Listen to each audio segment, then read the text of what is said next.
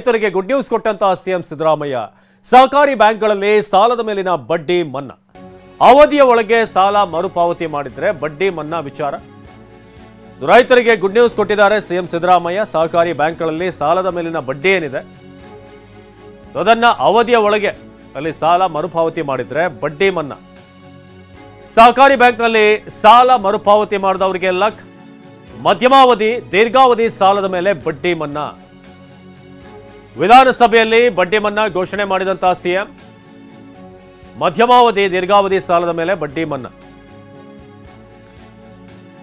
ಆ ಮೂಲಕ ರೈತರು ಏನು ಕೃಷಿಗೋಸ್ಕರ ಸಾಲ ಮಾಡಿದ್ದಾರೆ ಬರಗಾಲ ಇರುವಂತಹ ಕಾರಣ ಅವರಿಗೆ ನಿರೀಕ್ಷಿತ ಮಟ್ಟದಲ್ಲಿ ಬೆಳೆ ವಾಪಸ್ ಬಂದಿಲ್ಲ ಆ ಕಾರಣಕ್ಕೆ ಈ ಒಂದು ನಿರ್ಧಾರವನ್ನ ಮಾಡಲಾಗಿದೆ ಬ್ಯಾಂಕುಗಳಲ್ಲಿ ಮಧ್ಯಮಾವಧಿ ಸಾಲ ಬರಗಾಲ ಬಂದಿರೋದ್ರಿಂದ ಮತ್ತೆ ಉತ್ತರ ಕರ್ನಾಟಕ ಭಾಗಕ್ಕೂ ಜನರಿಗೆ ಅನುಕೂಲ ಆಗಬೇಕು ಅನ್ನೋ ಕಾರಣಕ್ಕೋಸ್ಕರ ಬ್ಯಾಂಕ್ಗಳಿರುವ ಮಧ್ಯಮಾವಧಿ ಮತ್ತು ದೀರ್ಘಾವಧಿ ಸಾಲದ ಅಸಲನ್ನು ಕಟ್ಟಿದರೆ ಸಂಪೂರ್ಣ ಬಡ್ಡಿಯನ್ನು ಮನ್ನಾ ಮಾಡಲಾಗುವುದು. ಸಹಕಾರ ಬ್ಯಾಂಕುಗಳಲ್ಲಿ ಮಧ್ಯಮಾವಧಿ ಸಾಲ ಬರಗಾಲ ಬಂದಿರೋದ್ರಿಂದ ಮತ್ತೆ ಉತ್ತರ ಕರ್ನಾಟಕ ಭಾಗಕ್ಕೂ ಜನರಿಗೆ ಅನುಕೂಲ ಆಗಬೇಕು ಅನ್ನೋ ಕಾರಣಕ್ಕೋಸ್ಕರ ಬ್ಯಾಂಕ್ಗಳಿರುವ ಮಧ್ಯಮಾವಧಿ ಮತ್ತು ದೀರ್ಘಾವಧಿ ಸಾಲದ ಅಸಲನ್ನು ಕಟ್ಟಿದರೆ ಸಂಪೂರ್ಣ ಬಡ್ಡಿಯನ್ನು ಮನ್ನಾ ಮಾಡಲಾಗುವುದು. ಸರ್, ವಿಧಾನಸಭೆಯಲ್ಲಿ ಸಿಎಂ ಸಿದ್ದರಾಮಯ್ಯ ಉತ್ತರ ಕರ್ನಾಟಕದ ಬಗ್ಗೆ ಚರ್ಚೆ ಮಾಡೋಕೆ ಮುಂದಾಗಿತ್ತು. ಅಂದ್ರೆ ಉತ್ತರ ಕರ್ನಾಟಕದ ವಿಚಾರವಾಗಿ ಆಗ ಬಿಜೆಪಿ ಶಾಸಕ ಅರವಿಂದ್ ಬೆಲ್ಲದ್ ಪದೇ ಪದೇ ಮಧ್ಯಪ್ರವೇಶ ಮಾಡ್ತಾ ಇದ್ದು ಬೆಲ್ಲದ್ ನಡೆಗೆ ನಗುತ್ತಲೇ ಕಾಲಿಡಿದ್ರು ಸಿಎಂ ಸಿದ್ದರಾಮಯ್ಯ. ಏನಪ್ಪಾ ನೀನು ಅರವಿಂದ, ನೀನು RSS ನಿಂದ ತಯಾರಾಗಿದ್ಯಾ, ಸುಮ್ಮನೆ ಇರುವಂತ ಕುಟುಕಿದ್ರು. ಮನೆ ಅಧ್ಯಕ್ಷರೇ, ನಾ ಇನ್ನೂ ಶುರುನೇ ಮಾಡಿಲ್ಲ, 5 ನಿಮಿಷನೂ ಆಗಿಲ್ಲ. ಏನಪ್ಪ ನೀನು ಅರವಿಂದ ಅದ್ರಾಗ ವಿನಂತಿ ಮಾಡ್ತಾ ಅದನ್ನ ಯಾಕೆ ಮಾಡಿ ಉತ್ತರ ಕೊಟ್ಬಿಡಿ ಸರ್. ನೀನು RSS ಇಂದ ತಯಾರಾಗಿದ್ದೀಯ ಅಂತ ಗೊತ್ತು ನನಗೆ. ಸುಮ್ಮನೆ ಇರು, ನಿಮ್ ತಂದೆ ತಯಾರಾಗಿಲ್ಲ, ನೀನ್ ತಯಾರಾಗಿದ್ದೀಯ ಇರು. ಅದಕ್ಕೆ ಬರ್ತಾ ಇರೋದು ನಾಳೆ ಭಾಷಣ ಸಭೆಗೆ. ಇನ್ನು ಬಿಜೆಪಿ ನಾಯಕರ ಮೇಲಿನ ಯತ್ನಾಳ್ ಅಸಮಾಧಾನದ ಬಗ್ಗೆ ಸಿಎಂ ಸಿದ್ದರಾಮಯ್ಯ ಚರ್ಚೆ ಮಾಡಿ ಸದನದಲ್ಲಿ ತಮಾಷೆ ಮಾಡಿದ್ರು. ಬಿಜೆಪಿ ಶಾಸಕ ಯತ್ನಾಳ್ ಇದ್ದಾರೆ, ಅವರು ಇದಾರಲ್ಲ, ಅವರು ಕೆಟ್ಟ ಜಾಣ, ಎಲ್ಲ ಗೊತ್ತಿರುತ್ತೆ ಆದ್ರೆ ಗೊತ್ತಿಲ್ಲದ ರೀತಿ ನಟನೆ ಮಾಡ್ತಾರೆ ಅಂತ ಕಾಲೆಳೆದ್ರು.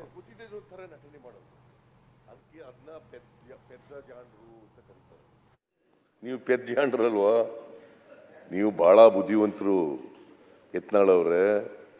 That is why you are a critical insider.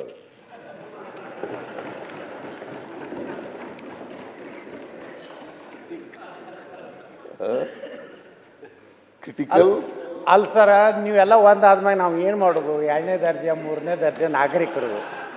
ನೀವು ಎಲ್ಲಿ ಯಾರು ನಿಂದಿರ್ತಿರೋ, ಯಾರು ಕೆಡುತ್ತಿರೋ, ಯಾರು ಬರ್ತಿರೋ, ಏನು ಅಡ್ಜಸ್ಟ್ಮೆಂಟ್ ನಮಗಂತೂ ಗೊತ್ತಿಲ್ಲ. ಇವೆಲ್ಲ ಮಾತಾಡೋದು ಯತ್ನಾಳ್ ಮಾತ್ರ. ಅಡ್ಜಸ್ಟ್ಮೆಂಟು, ಅವ್ರ ಪಕ್ಷದವರೇ ಭ್ರಷ್ಟಾಚಾರ ಮಾಡೋದು, ಅವ್ರ ಪಕ್ಷದವ್ರ ಮೇಲೆ ಮಾತಾಡೋದು, ಅದು only Yatnal could do, nobody else. And digest. That is why you are critical insider. You are a strong critical insider. Sir, ಕರ್ನಾಟಕದಾಗ ಒಬ್ಬರೇ ಬೇಕಲ್ಲ, ಒಬ್ಬರಿಗೆ ಕೇಳೋರು ಬೇಕಲ್ಲ. ಎಲ್ಲಾರ್ದು ಲೆಕ್ಕಪತ್ರ ಕೇಳ್ತೀನಿ ನಾ. ಎಲ್ಲಾರ್ದು ಲೆಕ್ಕಪತ್ರ ಕೇಳ್ತೀನಿ. ಏನಾಗಿದೆ ಆಗ್ತೈತಿ, ಏನೋ ಆಗ್ಲಿಕ್ಕಂದ್ರೆ MLA ಅಂತೂ ಯಾರು ತಪ್ಪಿಸೋದಿಲ್ಲ ಸರ್. ಅವಾಗ ತಪ್ಪಿಸಿದ್ರು ವಿಧಾನ ಪರಿಷತ್ತಿಗೆ ಇಂಡಿಪೆಂಡೆಂಟ್ನು ಆರಿಸಿ ಬಂದಿನಿ. ಈಗ CM ನಿಮ್ಗೆ ಫ್ಲೋರ್ ಬಿಟ್ಕೊಟ್ಬಿಟ್ಟಿದ್ದಾರೆ. ಏನೇನು ವಿಚಾರ ಇದೆ, ಇನ್ಸೈಡ್ ಏನಿದೆ, ಔಟ್ಸೈಡ್ ಇದೆ, ಏನು ಭ್ರಷ್ಟಾಚಾರ ಇದೆ, ಹಿಂದೆ ಏನು ನಡೀತು, ವ್ಯಾಪಾರ ಏನಾಯ್ತು, ಚೀಫ್ ಮಿನಿಸ್ಟರ್ ಪೋಸ್ಟ್ ಇಂದು ಎಲ್ಲ ದಯವಿಟ್ಟು ಹೇಳಿ ಪ್ಲೀಸ್, ಕೇಳೋಣ.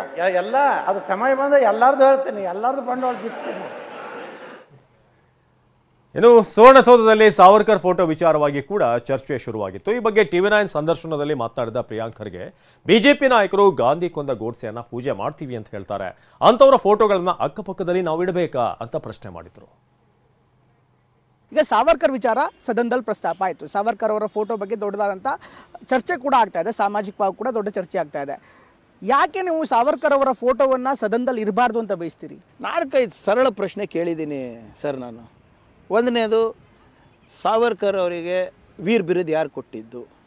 ಉತ್ತರ ಕೊಟ್ಟರೆ ನನಗೆ 1 ವರ್ಷದಿಂದ ಕೇಳ್ತಾ ಇದ್ದೀನಿ, ಕೊಟ್ಟಿಲ್ಲ. 60 ರೂಪಾಯಿ ಪೆನ್ಷನ್ನು ಸಾವರ್ಕರ್ ಅವರು 1947 ತನಕ ತಗೋತಾ ಇದ್ರಾ? ಇಲ್ಲ.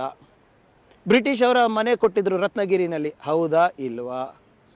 ಈ ದೇಶ, ನಮ್ಮ ದೇಶ ವಿಭಜನೆ ಆಗಬೇಕು ಅಂದರೆ 2 ನೇಷನ್ ಥಿಯರಿ ಫಸ್ಟು ಪ್ರಸ್ತಾಪ ಮಾಡಿದ್ದು ಸಾವರ್ಕರ್, ಹೌದಾ ಇಲ್ವಾ? ಸಿಂಪಲ್ ಕ್ವೆಶ್ಚನ್ಸ್ ಕೇಳ್ತಾ ಇದ್ದೀನಲ್ಲ, ಎಸ್ ಆರ್ ನೋ ಅಂತ ಹೇಳಿಬಿಡ್ಲಿ, ನಾವು ವಿವರಣೆ ಕೇಳಕ್ಕೆ ಹೋಗ್ತಾ ಇಲ್ಲ. ಸಾವರ್ಕರ್ ಆ್ಯಂಡ್ ಗೋಡ್ಸೆ ಆರ್ ಪೇಟ್ರಿಯಟ್ಸ್, ಅವರು ದೇಶ ಪ್ರೇಮಿಗಳಂದರೆ ಗಾಂಧೀಜಿ ಏನು ಮತ್ತೆ ದೇಶದ್ರೋಹಿನಾ? ಅವ್ರಿಗೆ ಕೊಂದಿದ್ದಲ್ವಾ ಗೋಡ್ಸೆ? ಗೋಡ್ಸೆಗೆ ಪೂಜೆ ಮಾಡ್ತೀನಿ ಅಂತಾರೆ ಇವರು. ಗೋಡ್ಸೆ ಯಾವ ತತ್ವದಲ್ಲಿ ನಂಬಿದ್ದು? ಇವ್ರ ತತ್ವದ ತಾನೆ, ಅವ್ರ ಮನೆಯಲ್ಲೇ ತಾನೇ ಪ್ಲ್ಯಾನ್ ಆಗಿದೆ ಅಲ್ಲ. ಅಕ್ಯೂಸ್ ನಂಬರ್ 6 ಇನ್ ಗಾಂಧೀಜಿ ಅಸಾಸಿನೇಷನ್. ಗಾಂಧೀಜಿ ಪಕ್ಕನೇ ಹಿಡ್ಕೋಬೇಕಾ ನಾವು? ಇನ್ನು ಪ್ರಿಯಾಂಕ್ ಖರ್ಗೆಗೆ ಆರೋಗ್ಯ ಜ್ಞಾನೇಂದ್ರ ಮತ್ತು ಶಾಸಕ ರವಿ ಸುಬ್ರಹ್ಮಣ್ಯ ತಿರುಗೇಟು ಕೊಟ್ಟಿದ್ದಾರೆ ವಿಚಾರವಾಗಿ. ನೋಡಿ, ಈ ಖರ್ಗೆ ಪ್ರಿಯಾಂಕ್ ಖರ್ಗೆ ಅಲ್ಲ, ಪ್ರಚಾರ ಪ್ರಿಯ ಖರ್ಗೆ. ಹಾಗೆ ಹೇಳಬೇಕು ನಾವು. ಅನವಶ್ಯಕವಾಗ ರಿಯಾಕ್ಷನ್ಗಳನ್ನು ಕೊಡ್ತಾ ಇರ್ತಾರೆ. ಅವ್ರಿಗೇನು ಗೊತ್ತಿದೆ ಸ್ವಾತಂತ್ರ್ಯ ಹೋರಾಟಗಾರರ ಬಗ್ಗೆ? ಏನು ಗೊತ್ತಿದೆ? 32 ವರ್ಷ ಒಬ್ಬ ಜೈಲಿನಲ್ಲಿದ್ದಂಥ, ಸ್ವಾತಂತ್ರ್ಯ ಹೋರಾಟಕ್ಕಾಗಿ ಜೈಲಿನಲ್ಲಿದ್ದಂಥ ವೀರ ಸಾವರ್ಕರ್ ಅವರನ್ನು ಅಪಮಾನ ಮಾಡುವಂಥ, ನಿಂದನೆ ಮಾಡುವಂಥ, ಕೀಳುಮಟ್ಟದ ಮಾತನಾಡುವಂಥ ಕೆಲಸವನ್ನು ಖರ್ಗೆ ಮಾಡ್ತಾ ಇದ್ದಾರೆ. ಅವ್ರ ಬಗ್ಗೆ ಏನು ಗೊತ್ತಿಲ್ಲ. ಇವ್ರ ವಯಸ್ಸು ಚಿಕ್ಕದು, ಒಂದು ಸ್ವಲ್ಪ ಹಿಸ್ಟ್ರಿ ಓದಲಿ. ಅಂಡಮಾನ್ ಸೆಲ್ಯುಲಾರ್ ಜೈಲಿಗೆ ಹೋಗಿ ಅವ್ರು ಯಾವ ರೀತಿ ಕಷ್ಟಪಟ್ಟಿದ್ದಾರೆ ಅಂತೇಳಿ ನೋಡ್ಕೊಂಡು ಬರಲಿ. ಒಂದು ರಾಜಕೀಯವಾಗಿ ಪ್ರಿಜುಡಿಸ್ ಆಗಿ ಎಲ್ಲರ ಬಗ್ಗೆನೂ ಮಾತಾಡೋಕ್ಕೆ ಹೋದರೆ ಇದು ರಾಜಕಾರಣ ಆಗೋದಿಲ್ಲ. ಅದರಿಂದ ಸಾವರ್ಕರ್ ಸಣ್ಣವರಾಗೋದಿಲ್ಲ, ಈ ಖರ್ಗೆ ಇನ್ನಷ್ಟು ಸಣ್ಣವರಾಗ್ತಾರೆ ಮತ್ತು ಇವ್ರಿಗೇನು ಗೊತ್ತಿಲ್ಲ ಅನ್ನುವಂಥದ್ದನ್ನ ಜನ ನೋಡ್ತಾರೆ. ಬೇರೆ ಏನಿದೆ ಹೇಳಿ? ಬೇರೆ ಏನಿದೆ? ನಾನು ಹೇಳಿದ್ನಲ್ಲ, ಅವ್ರದ್ದು ಹಿಸ್ಟ್ರಿ ಸ್ವಲ್ಪ ಓದಲಿ. ಅಲ್ಲಿ ಹೋಗಿ ಆ ಸೆಲ್ಯುಲಾರ್ ಜೈಲಲ್ಲಿ ನೋಡಿದ್ರೆ ಕಣ್ಣಲ್ಲಿ ನೀರು ಬರ್ತದೆ. ಅವರೆಲ್ಲ ಮಾಡಿದ ಕಷ್ಟ ಇದನ್ನು ನೋಡಿದ್ರೆ ಅವ್ರು ಎಷ್ಟು ಹಿಂಸೆ ಅನುಭವಿಸಿದ್ದಾರೆ ಅಂತ. ನೀವು ಎಲ್ಲದಕ್ಕಿಂತ ಮೊನ್ನೆ ಒಬ್ಬ ಮನುಷ್ಯ ಇಲ್ಲಿ ಒಳಗೆ ಬಂದು ಕೂತ್ಕೊಂಡಲ್ಲ, ವಿಧಾನಸಭೆ ಒಳಗಡೆ ಬಂದು ಒಬ್ಬ ಸದಸ್ಯರ ಚೇರಲ್ಲಿ ಕೂತ್ಕೊಂಡಿದ್ದಾನೆ, ಕಾಂಗ್ರೆಸ್ಸಿನ ಸದಸ್ಯರ MLA ಚೇರಲ್ಲಿ ಕೂತ್ಕೊಂಡಿದ್ದಾನೆ. ಸಾವರ್ಕರ್ ಬಗ್ಗೆ ಸಂಪೂರ್ಣವಾದಂಥ ಅಧ್ಯಯನವನ್ನು ಖರ್ಗೆ ಅವರು ಮಾಡ್ತಕ್ಕಂಥದ್ದು ಒಳ್ಳೆಯದು. ಇವರು ಈ ರೀತಿ ಏನಕ್ಕೇನ ಪ್ರಕಾರ ಏನೋ ಪ್ರಸಿದ್ಧ ಪುರುಷೋಭವ ಅಂತ ನೆಗೆಟಿವ್ ವಿಚಾರಗಳನ್ನೇ ತಗೊಂಡು ಹೆಚ್ಚು ಪ್ರಚಾರಕ್ಕೆ ಬರ್ತಾರೆ. ಇದನ್ನು ಬಿಟ್ಟು ಕನ್ಸ್ಟ್ರಕ್ಟಿವ್ ಆಗಿ ಸ್ವಲ್ಪ ಪಾಸಿಟಿವ್ ಆಗಿ ಯೋಚನೆ ಮಾಡೋದನ್ನು ಬೆಳೆಸ್ಕೊಂಡು ಆ ದೃಷ್ಟಿಯಿಂದ ಇವರು ಮುಂದೆ ಬರಲಿ. ಇವರು ತಂದೆ ರೀಚ್ ಆಗದಲ್ಲೇ ಇರತಕ್ಕಂಥ ಸ್ಥಾನಕ್ಕೆ ಇವ್ರು ರೀಚ್ ಆಗಬೇಕು ಅನ್ನೋ ಹಂಗಿದ್ರೆ ಒಳ್ಳೆ ರೀತಿಯಲ್ಲಿ ಯೋಚನೆ ಮಾಡ್ಕೊಂಡು ಬರಲಿ. ನೆಹರು ಕೂಡ ಇಡ್ಬೋದು ಅಂತ ಒಂದು ಸಲಹೆಯನ್ನು ಕೂಡ ಕೊಡ್ತಾ ಇದ್ದಾರೆ ಸರ್, ಅದ್ರ ಬಗ್ಗೆ ಹೇಳ್ತೀರಿ? ಅವರಿಗೆ ಕೆಲವು ವಿಷಯಗಳು ಮಾತ್ರನೇ ಕಾಣುತ್ತೆ, ಕೆಲವು ಕಾಣಲ್ಲ. ಆದ್ದರಿಂದ ಕಾಮಾಲೆ ಕಣ್ಣಿನಿಂದ ಹೊರಗಡೆ ಬರಲಿ. ಒಳ್ಳೆಯದ್ರ ಬಗ್ಗೆ ನಾವು ನೆಹರು ಫೋಟೋ ಇಡೋದ್ರ ವಿಚಾರದಲ್ಲಿ ನಮ್ಮದೇನು ಅಭ್ಯಂತರಗಳಿಲ್ಲ. ಆದರೆ ಸಾವರ್ಕರ್ ಒಬ್ಬ ದೇಶಭಕ್ತ, ಅವ್ರನ್ನ ಫೋಟೋ ತೆಗಿತೀನಿ. ಯಾಕೆಂದರೆ ಇದನ್ನು ಅಂಬೇಡ್ಕರ್ ಅವರು ಕೂಡ ಪ್ರತಿಪಾದನೆ ಮಾಡಿದರು. ಸಾವರ್ಕರ್ ವಿಚಾರಗಳನ್ನು ನೆಹರು ಅವರು ಹೇಳಿದರು ಅವ್ರ ಬಗ್ಗೆ. ಅದನ್ನೆಲ್ಲ ಅಧ್ಯಯನ ಮಾಡಿಕೊಂಡು ಖರ್ಗೆ ಅವರು ಮಾತಾಡೋದು ಒಳ್ಳೆಯದು. ಇನ್ನು ಪ್ರತಾಪ್ ಸಿಂಹ ವಿರುದ್ಧ ಸಚಿವ ಪ್ರಿಯಾಂಕ್ ಖರ್ಗೆ ಆಕ್ರೋಶ ವ್ಯಕ್ತಪಡಿಸಿದರು. TV9ನ ಸೂಪರ್ ಎಕ್ಸ್ಕ್ಲೂಸಿವ್ ಸಂದರ್ಶನದಲ್ಲಿ ಮಾತನಾಡಿದ ಪ್ರಿಯಾಂಕ್ ಖರ್ಗೆ, ಸಂಸತ್ ಮೇಲೆ ದಾಳಿ ಆದಾಗ ನಾವು ಪಾಸ್ ಕೊಟ್ಟಿದ್ವಾ? ಬಿಜೆಪಿಗೊಂದು ನ್ಯಾಯ, ನಮಗೊಂದು ನ್ಯಾಯನ? ಸಂಸದ ಪ್ರತಾಪ್ ಸಿಂಹರನ್ನ ಕನಿಷ್ಠ ವಿಚಾರಣೆಗೂ ಕೂಡ ಕರೆಸಿಲ್ಲ ಅಂತ ಗರಮಾದ್ರು. BJP ಸರ್ಕಾರದಲ್ಲಿ ದೇಶದ ಮೇಲೆ ಅಥವಾ ಸಂಸದಂಥ ಒಂದು ಏನು ಸಂಸ್ಥೆ ಮೇಲೆ ದಾಳಿ ನಡೆದಾಗೆಲ್ಲ ಇವ್ರು ದೇಶ ಮುಂದೆ ತರ್ತಾರೆ. ನಮ್ಮ ಅವಧಿನಲ್ಲಿ ನಡೆದಾಗ ಇವ್ರು ಮಾಡಿದ್ರ ಅದೇ ವಿಶಾಲ ಹೃದಯ ತೋರಿಸಿದ್ರ? ಮನಮೋಹನ್ ಸಿಂಗ್ ಅವರಿಗೆ ವೈಯಕ್ತಿಕವಾಗಿ ಏನೇನು ಬೈದರು? ರಾಹುಲ್ ಗಾಂಧಿ ಅವ್ರ ಬಗ್ಗೆ ಏನೇನು ಟೀಕೆ ಮಾಡ್ತಾರೆ ಇವರು ವೈಯಕ್ತಿಕವಾಗಿ? ಅವರಿದ್ದಾಗ ಒಂದು ಕಾನೂನು, ನಾವಿದ್ದಾಗ ಒಂದು ಕಾನೂನು ಹೇಗೆ? ಆಮೇಲೆ ಸಂಸದ್ ಮೇಲೆ ದಾಳಿ ಆದಾಗ ಯಾರೇ ಮಾಡಿದ್ರು ಕೂಡ ಅದು ಖಂಡನೀಯ, ಅದು ಖಂಡಿಸ್ತಾ ಇದ್ದೀವಿ. ಆದರೆ ಆ ಭದ್ರತಾ ಲೋಪ ಹೇಗಾಯ್ತು ಅಂತಲೂ ಕೇಳಬಾರ್ದ ನಾವು? ಯಾಕಾಯ್ತು ಅಂತ ಕೇಳಬಾರ್ದ ನಾವು? ನಮ್ಮ ಅವಧಿನಲ್ಲಿ ಏನು ಉಗ್ರರು ಬಂದು ಪಾರ್ಲಿಮೆಂಟ್ ಮೇಲೆ ಅಟ್ಯಾಕ್ ಮಾಡಿದ್ರು, ನಾವೇನು ಪಾಸ್ ಕೊಟ್ಟಿದ್ವಿ ಆವಾಗ? ಈ ಸರಿ ಹಾಗಾಗಿಲ್ಲಲ್ಲ, ಒಂದು ಪಾಸ್ ಕೊಟ್ಟಿದ್ದಾರೆ, ಇಶ್ಯೂ ಆಗಿದೆ. ಯಾರ ಹೆಸರಲ್ಲಿ? BJPಯ ಸಂಸದರ ಹೆಸರಲ್ಲಿ ಪಾಸ್ ಇಶ್ಯೂ ಆಗಿದೆ. ಇನ್ನು ಬೆಳಗಾವಿಯಲ್ಲಿ ಮಹಿಳೆಯನ್ನ ವ್ಯವಸ್ಥೆಗೊಳಿಸಿ ಹಲ್ಲೆ ನಡೆಸಿದಂಥ ಪ್ರಕರಣವನ್ನು ಬಿಜೆಪಿ ಗಂಭೀರವಾಗಿ ಪರಿಗಣಿಸಿದೆ. ನಾಳೆ ಬಿಜೆಪಿ ನಿಯೋಗ ಸಂತ್ರಸ್ತ ಮಹಿಳೆಯನ್ನ ಭೇಟಿ ಮಾಡಲಿದೆ. ಜೊತೆಗೆ ರಾಜ್ಯಾದ್ಯಂತ ಪ್ರತಿಭಟನೆ ನಡೆಸೋದಕ್ಕೆ ನಿರ್ಧಾರ ಮಾಡಲಾಗಿದೆ. ಘಟನೆ ಖಂಡಿಸಿ ಇವತ್ತು ಬಿಜೆಪಿ ಸಂಸದರು ಸಂಸತ್ ಭವನದ ಮುಂದಿರುವ ಗಾಂಧಿ ಪ್ರತಿಮೆ ಬಳಿ ಪ್ರತಿಭಟನೆ ನಡೆಸಿದ್ರು. ರಾಜ್ಯ ಸರ್ಕಾರದ ವಿರುದ್ಧ ಘೋಷಣೆ ಕೂಗಿ ಆಕ್ರೋಶ ಹೊರಹಾಕಿದ್ರು. ಈಸಿ ಗೋಯಿಂಗ್ ಸರ್ಕಾರ ಕರ್ನಾಟಕದಲ್ಲಿದೆ. ಇದು ನಡೆಯೋದಿಲ್ಲ. ಜನಕ್ಕೆ ರಕ್ಷಣೆ ಕೊಡಕ್ಕೆ ನಿಮ್ಗೆ ಆಗ್ತಾ ಇಲ್ಲ. ಇನ್ನು ಘಟನೆ ಖಂಡಿಸಿ ನಾಳೆ ರಾಜ್ಯದಾದ್ಯಂತ ಬಿಜೆಪಿ ಪ್ರತಿಭಟನೆಗೆ ಕರೆ ಕೊಟ್ಟಿದೆ. ರಾಜ್ಯ ಸರ್ಕಾರ ಪ್ರಕರಣವನ್ನ ಗಂಭೀರವಾಗಿ ತೆಗೆದುಕೊಂಡಿಲ್ಲ, ಹೀಗಂತ ಹೈಕೋರ್ಟ್ ಹೇಳಿದೆ ಅಂತ ಬಿವೈ ವಿಜಯೇಂದ್ರ ಹೇಳಿದ್ದಾರೆ. ನಾಳೆ ಕೇಂದ್ರದಿಂದ ಸಂಸದರ ತಂಡ ರಾಜ್ಯಕ್ಕೆ ಆಗಮಿಸುತ್ತಿದ್ದು, ಸಂಸದರ ನಿಯೋಗ ಮಹಿಳೆಯರನ್ನ ಭೇಟಿ ಮಾಡಿ ಯೋಗಕ್ಷೇಮ ವಿಚಾರಿಸಲಿದೆ. ಜೊತೆಗೆ ರಾಜ್ಯದಾದ್ಯಂತ ಪ್ರತಿಭಟನೆ ಮಾಡಲು ಬಿಜೆಪಿ ನಿರ್ಧರಿಸಿದೆ. ಘಟನೆಯನ್ನು ಖಂಡಿಸಿ ನಾಳೆ ದಿನ ರಾಜ್ಯಾದ್ಯಂತ ಭಾರತೀಯ ಜನತಾ ಪಾರ್ಟಿ ಎಲ್ಲ ಜಿಲ್ಲಾ ಕೇಂದ್ರಗಳಲ್ಲಿ ದೊಡ್ಡ ಪ್ರತಿಭಟನೆಯನ್ನ ನಾವು ಹಮ್ಮಿಕೊಂಡಿದ್ದೇವೆ. ಬೆಳಗಾವಿಯಲ್ಲಿ ದಲಿತ ಮಹಿಳೆ ವ್ಯವಸ್ಥೆಗೊಳಿಸಿ ಹಲ್ಲೆ ಪ್ರಕರಣ ರಾಷ್ಟ್ರೀಯ ಮಟ್ಟದಲ್ಲಿ ಹೋರಾಟ ಕೈಗೆತ್ತಿಕೊಳ್ಳಲಿದೆ. ಬಿಜೆಪಿ ನಿರ್ಧಾರ ಮಾಡಿದೆ. 5 ಮಹಿಳಾ ಎಂಪಿಗಳ ನಿಯೋಗ ರಚಿಸಿದಂತ ರಾಷ್ಟ್ರೀಯ ಬಿಜೆಪಿ ಬೆಳಗಾವಿಯಲ್ಲಿ ದಲಿತ ಮಹಿಳೆ ವ್ಯವಸ್ಥೆ ಕೇಸ್ಗೆ ಸಂಬಂಧಪಟ್ಟ ಹಾಗೆ ರಾಷ್ಟ್ರೀಯ ಮಟ್ಟದಲ್ಲಿ ಹೋರಾಟ ಮಾಡೋದಕ್ಕೆ ಬಿಜೆಪಿಯ ಹೈಕಮಾಂಡ್ ಪ್ಲಾನ್ ಮಾಡಿದೆ.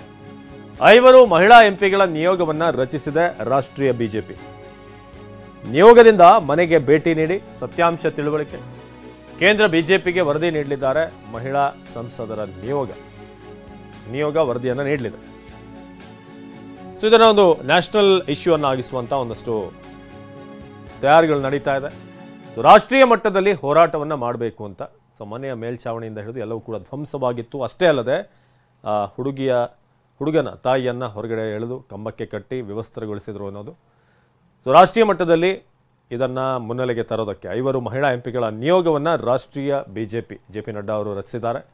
ಸೊ ನಿಯೋಗದಿಂದ ಮನೆಗೆ ಭೇಟಿ ನೀಡಿ ಸತ್ಯಾಂಶವನ್ನು ತಿಳಿಯೋದು, ಜೊತೆಗೆ ರಾಜ್ಯದಲ್ಲಿ ಎಷ್ಟು ಮಟ್ಟಿಗೆ ಸೇಫ್ಟಿ ಇದೆ, ಸುರಕ್ಷತೆ ಅನ್ನೋದು ಎಷ್ಟು ಮಟ್ಟಿಗಿದೆ ಅನ್ನೋದನ್ನು ಬಿಂಬಿಸುವಂಥ ವಿಚಾರ.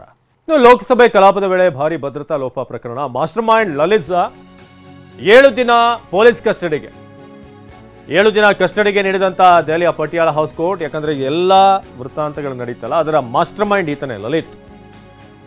7 ದಿನ ಕಸ್ಟಡಿಗೆ ನೀಡಿದಂಥ ದೆಹಲಿಯ ಪಟಿಯಾಲ ಹೌಸ್ ಕೋರ್ಟ್ ಲಲಿತ್ ಜಾನನ್ನ ಕೋರ್ಟ್ಗೆ ಹಾಜರುಪಡಿಸಿದಂಥ ದೆಹಲಿ ಪೊಲೀಸರು. ಲೋಕಸಭೆ ಕಲಾಪದ ವೇಳೆ ಭಾರಿ ಭದ್ರತಾ ಲೋಪ ಪ್ರಕರಣಕ್ಕೆ ಸಂಬಂಧಪಟ್ಟಾಗಿ ಇದೆಲ್ಲವನ್ನು ಕೂಡ ಪ್ಲಾನ್ ಮಾಡಿದ್ದಾತ ಲಲಿತ್ ಜಾನನ್ನ ಈಗ 7 ದಿನಗಳ ಕಾಲ ಪೊಲೀಸ್ ಕಸ್ಟಡಿಗೆ ಒಪ್ಪಿಸಲಾಗಿದೆ. ಇನ್ನೂ ತನಿಖೆ ಅವಶ್ಯಕತೆ ಇರೋದ್ರಿಂದ ಸಾಗರ್ ಅನ್ನೋ ದುಷ್ಕರ್ಮಿ, ಇವರ ಪ್ಲಾನ್ ಎ ಪ್ಲಾನ್ ಬಿ ಎಲ್ಲವೂ ಕೂಡ ರೆಡಿ ಇತ್ತು. ಸೊ ಕಲರ್ ಸ್ಮೋಕನ್ನು ಎಲ್ಲಿಂದ ತಂದರು, ಎಲ್ಲಿ ಇವರ ಪ್ಲಾನಿಂಗ್ಗಳಾಯಿತು, ಇದೆಲ್ಲದರ ರೂವಾರಿ ಈತನೇ. ಜೊತೆಗೆ ಈತನಿಗೆ ನಾವು ಅರೆಸ್ಟ್ ಆಗ್ತೀವಿ, ಅದಾದಮೇಲೆ ನಾವು ಏನು ಹೇಳಬೇಕು, ಏನೇನಾಗುತ್ತೆ, ಇದೆಲ್ಲದರ ಬಗ್ಗೆ ಕೂಡ ಪ್ಲ್ಯಾನ್ ಇತ್ತು. ಪೊಲೀಸವರು ನಮ್ಮನ್ನು ಅರೆಸ್ಟ್ ಮಾಡ್ತಾರೆ, ವಿಚಾರಣೆಗೆ ಒಳಪಡಿಸ್ತಾರೆ, ಏನೇನು ಪ್ರಶ್ನೆಗಳನ್ನು ಕೇಳ್ಬೋದು, ಇದೆಲ್ಲವನ್ನು ಕೂಡ ಇವರು ಕಳೆದ 1.5 ವರ್ಷದಲ್ಲಿ ಪ್ಲ್ಯಾನ್ ಮಾಡ್ಕೊಂಡಿದ್ರು ಅಂತ. ಸೊ ಈತನನ್ನು ಈಗ 7 ದಿನ ಈಗ ಕಸ್ಟಡಿಗೆ ನೀಡಲಾಗಿದೆ.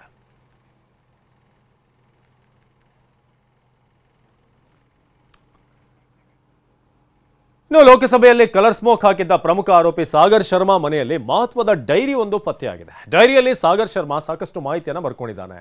ನಾನು ಶ್ರೀಮಂತ ಅಲ್ಲ, ಮಧ್ಯಮ ವರ್ಗದ ಕುಟುಂಬದವನು, ದೇಶಕ್ಕಾಗಿ ದುಡಿಯುವ ಸ್ನೇಹಿತರು ನನಗೆ ಬೇಕಾಗಿದ್ದಾಗಿ ಆತ ಅದರಲ್ಲಿ ತಿಳಿಸಿದ್ದಾನೆ.